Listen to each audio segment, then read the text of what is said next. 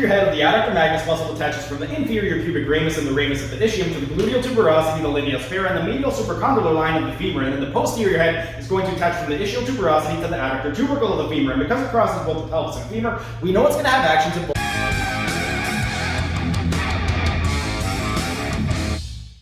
Hey everyone, Steven here with TV Forward, and this week's YouTube shorts are dedicated to the adductor magnus muscle. The adductor magnus is the only muscle in the adductor group that is responsible for both retroversion of the pelvis, or posteriorly tilting the pelvis, and extension of the femur, which makes it a very, very important muscle, especially in things like managing low back pain. If you recall from earlier videos, one of the reasons why most people develop low back pain is going to be due to some type of dysfunction in the lumbopelvifemoral complex. That is basically where the lumbar spine meets the pelvis meets the femur. And with regard to the pelvis, one of the most common postural dysfunctions is going to be excessive anteversion of the pelvis, or an anteriorly tilted pelvis. And that's going to be coupled with flexion of the femur. So because the adductor magnus is responsible for both retroversion of the pelvis and extension of the femur, when you strengthen that muscle, it can greatly help to correct that dysfunction.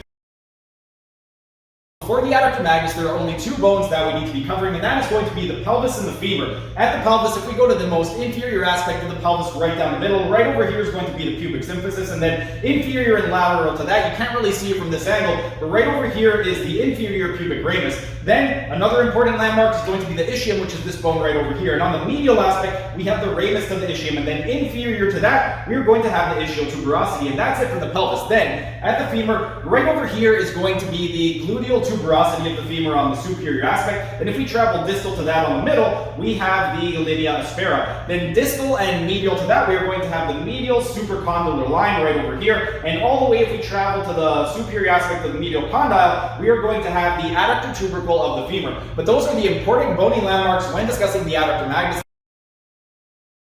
The anterior head of the adductor magnus muscle attaches from the inferior pubic ramus and the ramus of the ischium to the gluteal tuberosity, the linea aspera, and the medial supracondylar line of the femur. And then the posterior head is going to attach from the ischial tuberosity to the adductor tubercle of the femur. And because it crosses both the pelvis and femur, we know it's going to have actions in both of those areas. At the pelvis, its main action is going to be retroversion of the pelvis, and that is with regard to the posterior head. And then some of its lesser actions are going to be ipsilateral elevation, so elevation to the same side, and ipsilateral rotation, so rotation to the same side. Then the anterior head is going to be responsible for anteversion of the pelvis. And then at the femur, its main action is going to be adduction of the femur, so bringing the thigh toward the midline, and then it's also going to be responsible for extension of the femur with regard to the posterior head. Then some of its lesser actions are going to be medial rotation of the femur, or bringing the thigh toward the inside, and then the anterior head is going to be responsible for flexion of the femur. But those are the actions, and that is the muscular anatomy for the adductor magnus muscle.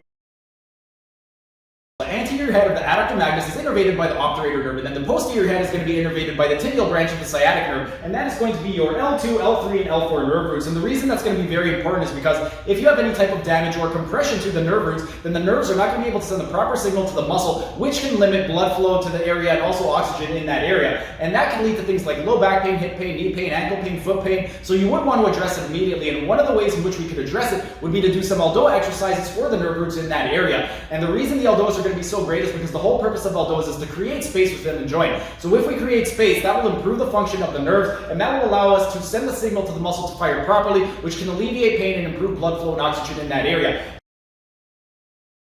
I'm going to be taking you through some strengthening exercises for the adductor magnus muscle. I'm going to be taking you through 3 different variations, and for each of them, the setup is going to be identical. You want to start in a seated position, and you want to be supported on your elbows. Then, with the contralateral leg, or the leg you're not working, you want to flex your hip and knee and plant your foot firmly on the ground. With the ipsilateral leg, or the working leg, what you want to do is take your leg and place it out to a 45. You want to maintain retroversion of the pelvis, flat lumbar, flat thoracic, your chin is tucked in, crown of the head is pushing away, your eyes are looking down at the floor to the dura mater under tension. And then, if you want to target the superior fibers, we're going to start in medial rotation, and then we're going to go on an upward diagonal and go into lateral rotation, and that is for the superior fibers. Then, if we want to target the middle fibers, we're going to start in a neutral position and then go on an upward diagonal into external rotation. And then lastly, if we want to target the inferior fibers, we're going to start in external rotation and then we're going to go on an upward diagonal into medial rotation. But those are the 3 strengthening exercises for the adductor magnus muscle.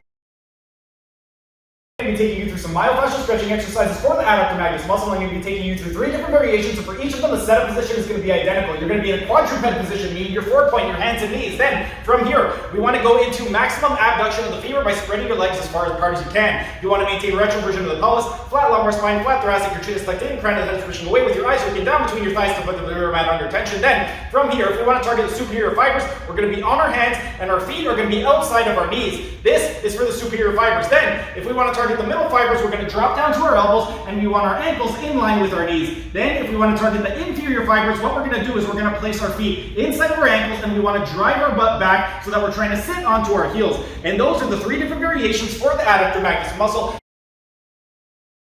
I'm going to be taking you through 2 ELDOA exercises for the adductor magnus muscle. And this first one's going to be the L3, L4, ELDOA. For it, you want your feet together, you're going to go ahead and flex your knees to 90 degrees, then you want to go into dorsiflexion of the ankle, eversion of the ankle, and you're going to drive your knees down toward the ground. You want just enough space between your heels so that they're not touching. Then, retroversion of pelvis, flat lumbar spine, flat thoracic, your chin is tucked in, crown of head is up, eyes looking down at the floor to put the dura mater under tension with the arms, maximum extension of elbow and wrist, maximum external rotation of shoulders. Then you want to flex the shoulders to the level of coronal plane, so biceps in line with the ear. You're pressing up with the palms, up with the crown of the head, and then down with the knees. And that is the L3, L4, ELDOA. Next, the L2, L3, ELDOA. For this one, legs straight, you want to abduct your thighs to 45 degrees, and you want to dorsiflex, invert, go into medial rotation of the femur, retroversion of pelvis, flat lumbar, flat thoracic, chin tucked in, crown of the head up, eyes looking down at the floor to put the dura mater under tension with the arms, maximum extension of elbows and wrists, maximum external rotation of shoulders, and then flex the arms to the level of coronal plane, so bicep in line with the ear. You're going to go up with the palms, up with the crown of the head, and this is the L2, L3, ELDOA.